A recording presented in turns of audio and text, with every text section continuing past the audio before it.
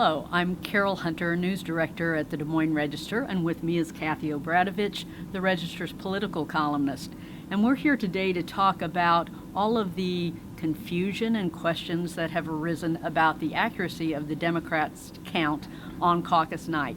Kathie, fill us in. Okay, well, there were a lot of things that happened on caucus night that raised questions, including big crowds at venues, lack of enough really trained precinct captains to report results, and this was all part of a almost record turnout. Coin flips used to decide on disputed county delegates when there was a tie. There was questions raised in the Des Moines Register and national media, and we're going forward with a result that was almost a tie here. Right. Record closeness, so that just magnifies all the questions in many people's mind. So the democratic process itself is different. It's almost like a musical chairs within a caucus.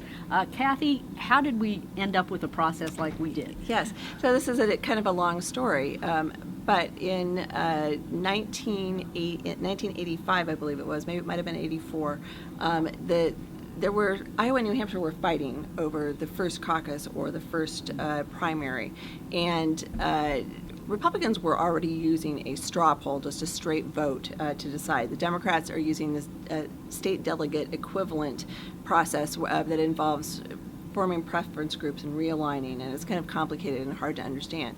But in order to keep New Hampshire happy and to stave off problems with the Democratic National Committee, Dave Nagel made a deal with Bill Gardner, the Secretary of State in New Hampshire, to say that the Democrats would continue to use this delegate selection process for the caucuses.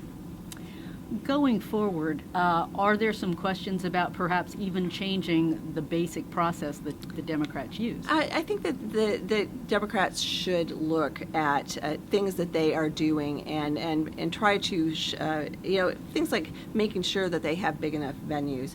That's a safety issue. I talked to somebody today who said they caucused in a parking lot at Perkins Elementary School here in Des Moines. So that's a real issue, and it's hard to do. I mean, you can't predict turnout, and you don't know necessarily which precincts are going to have overflow situations. So better backup plans, perhaps better training for caucus people.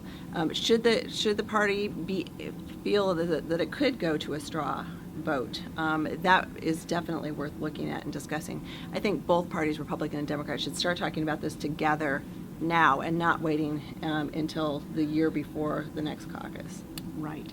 Of course, the Republicans had their own problems with counts 4 years ago. Many changes were made to try to improve the technology in preparation of reporting results.